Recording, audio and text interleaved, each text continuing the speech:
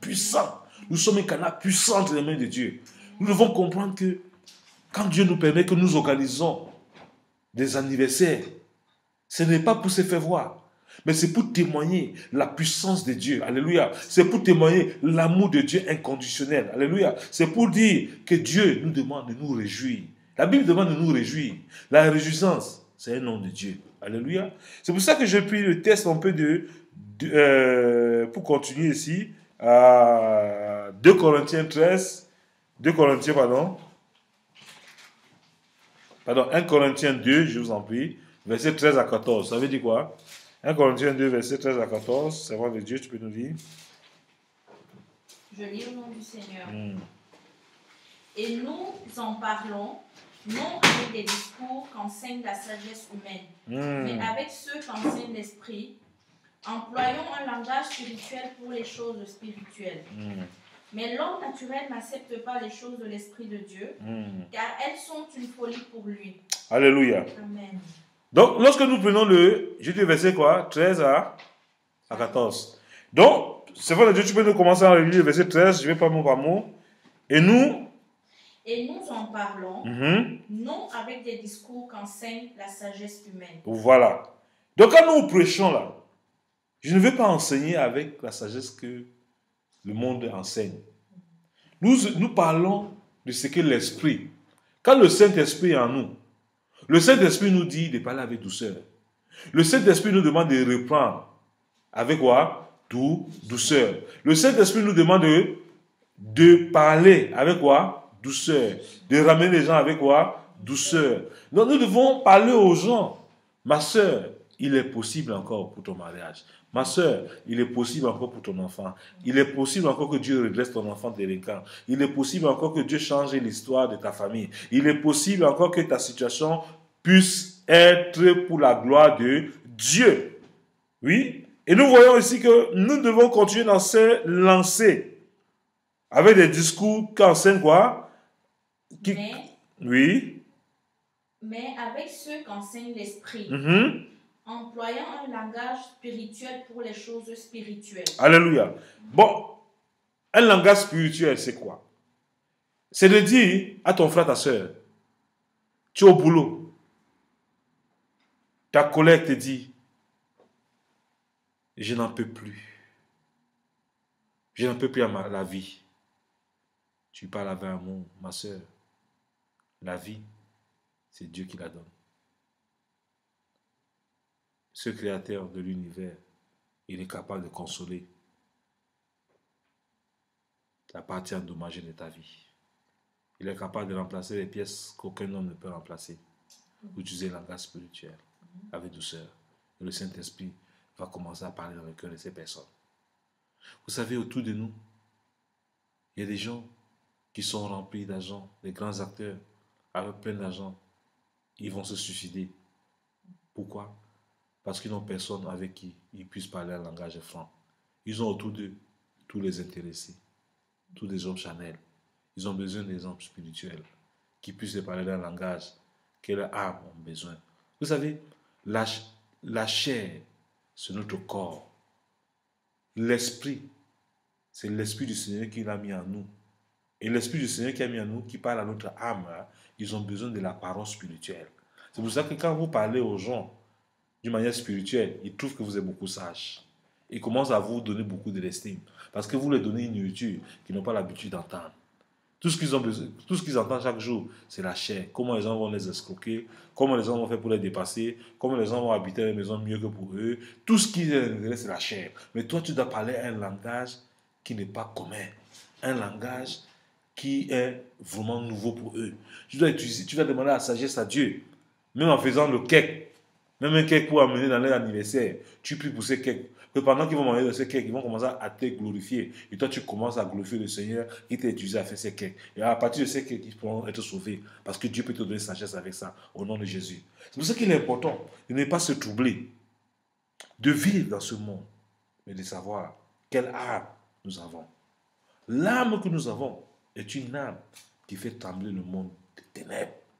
C'est pour ça que moi, j'ai décidé de ma vie, que ma vie soit un parfum. Alléluia.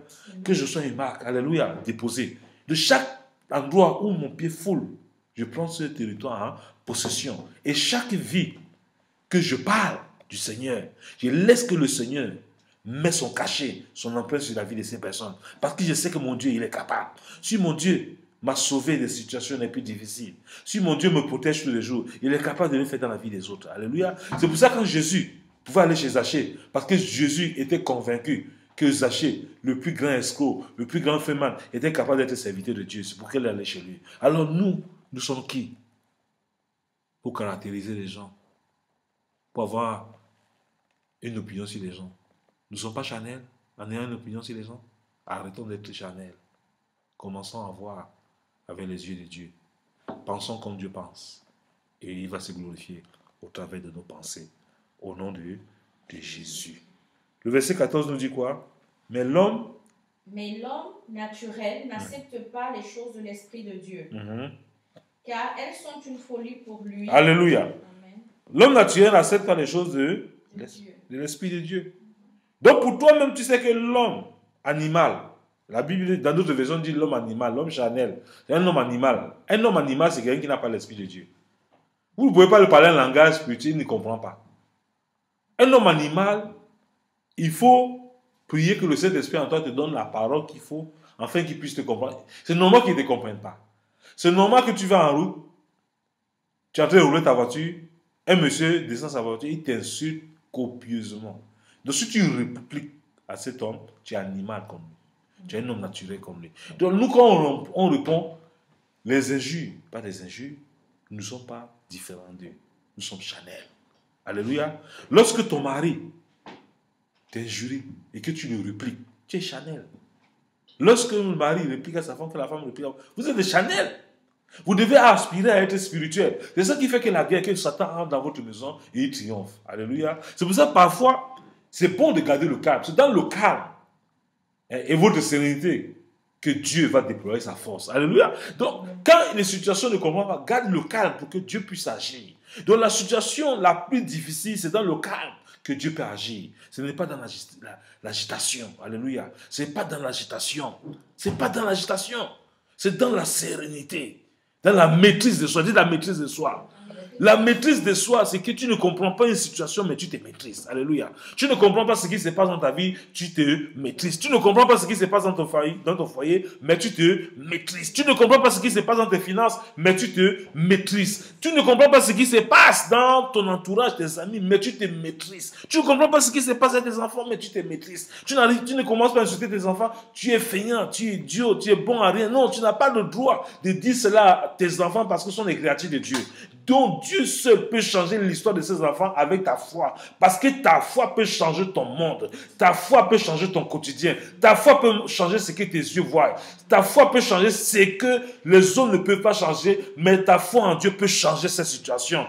Ta foi peut changer ta situation de célibat à marié. Ta foi peut changer ta situation négative en positif. Ta foi peut changer ton sida. Quelqu'un de bonne santé. Ta foi peut te donner une santé que les hommes ne peuvent pas te donner. Ta foi peut te donner une maison où tu ne vois pas. Ta foi est capable de soutenir quelqu'un là où il ne peut pas s'imaginer. Alléluia. Ta foi peut décrocher ce que tes yeux ne peuvent pas décrocher. Ta foi, tu es obligé de croire en Dieu. Tu es obligé de croire en cette parole. Tu es obligé de t'accrocher à cette parole pour qu'elle soit véritable pour toi. Parce que la parole de Dieu, elle est invincible. La parole de Dieu ne change pas. Elle ne change pas d'un seul iota. Arrêtez de marcher dans les visions, dans les sensations, comme vous dans les révélations. C'est les charnels qui vivent des révélations. Quand tu es un homme accompli, tu vis de l'écriture de Dieu. Tu vis, quand Dieu met ses virgules, c'est une virgule pour toi. Quand Dieu dit, aucun mal ne t'atteindra, ça ne t'atteindra pas. Si tu doutes seulement, c'est là que ça va t'atteindre. Ce que Dieu dit, il veille sur sa parole pour l'accomplir. C'est pour ça que dans la fosse au lion, il a fermé la gueule des lions devant Daniel. Dans le temps de feu, Meshach, Shadrach, Abednego, il a refusé que le feu ait le pouvoir sur eux. Donc, j'ai une bonne nouvelle pour vous ce soir. La crise économique n'aura pas de pouvoir sur vous. Amen. Aucune tempête des continents n'aura pas de pouvoir sur vous. Amen. Les pestes et les ravages n'auront pas de pouvoir sur vous. Vous allez fleurir. Amen. Vous allez fleurir. Amen. Vous allez fleurir. Parce que vous êtes un arbre planté près d'un courant d'eau. L'eau, le Saint-Esprit, l'Esprit de Dieu ravive ces plantes tous les jours. C'est pour ça que je dis, ne vous amusez pas avec votre vie spirituelle. Ne permettez pas que le diable vole votre joie. Ne permettez pas que le diable vole votre destinée. Ne permettez pas que les œuvres charnelles soient votre quotidien. Vous n'êtes plus des êtres charnels, mais vous êtes des êtres spirituels. Un être spirituel vole comme un aigle. Ce sont les aigles qui volent dans l'air. Alléluia. Les poussins, les poules picorent. Mais toi, tu es appelé à voler. Arrête de marcher dans l'ordinaire. Marche, tu es extraordinaire, tu n'es plus ordinaire. Donc, quittons de l'ordinaire à l'extraordinaire. Quand on a Dieu, quand on a le Saint-Esprit, on ne peut plus marcher comme les communs de mortels. On marche comme des surnaturels. Parce qu'on sait où notre destinée se trouve. On sait où nous, on est assis avec le Seigneur, le roi des gloires, nous gouvernons. Alléluia, sur cette terre. Tout lieu où la plaine de notre pied foule, Dieu nous le donne en possession. Nous avons possession de cette nation, la Belgique. Nous avons possession de cette nation partout où Dieu nous envoie. Et c'est pour ça que nous devons libérer les captifs. Nous devons libérer les prisonniers. Nous devons libérer tous ceux qui sont en esclavage avec notre méthodologie de la maîtrise des soins et des fruits de l'esprit. Très important. Nous devons veiller sur ces valeurs. C'est pour ça. J'ai traversé une saison de maîtrise de soi il y a 2 jours. J'ai dit, Satan, j'ai gardé mon calme. Je ne comprenais pas une tempête financière. J'ai dit, Seigneur, quelle est cette histoire? Je ne peux pas admettre que Satan, tu puisses voler ma joie. Le Seigneur est ma joie. Alléluia.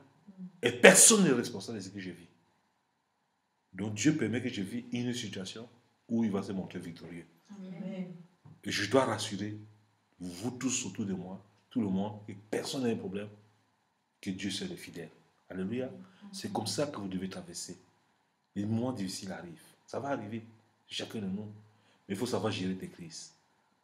Il faut savoir gérer et répondre aux gens. Il faut savoir comment parler. Tu n'es pas charnel, tu es spirituel. Alléluia. Tu dois utiliser un langage de sagesse divine pour en sortir là-bas riche et glorieux pour le Seigneur. Que Dieu vous bénisse. Amen. Et que Dieu vous remplisse vos cœurs de joie et de détermination. Alléluia. Amen. Je voulais arrêter, mais le Saint-Esprit me pousse encore un verset. Alléluia. Que j'aimerais que nous lisons. Nous allons voir Hébreux, chapitre 13, verset 5. Alléluia. Hébreux 13, verset 5. Servant de Dieu, qu'est-ce que la Bible nous dit?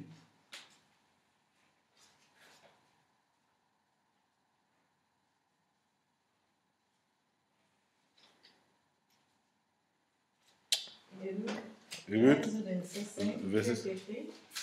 Ne vous livrez pas à l'amour de l'argent. Contentez-vous de ce que vous avez, car Dieu lui-même a dit, je ne te délaisserai point et je ne t'abandonnerai point. Alléluia. Ne vous livrez pas à l'amour de l'argent.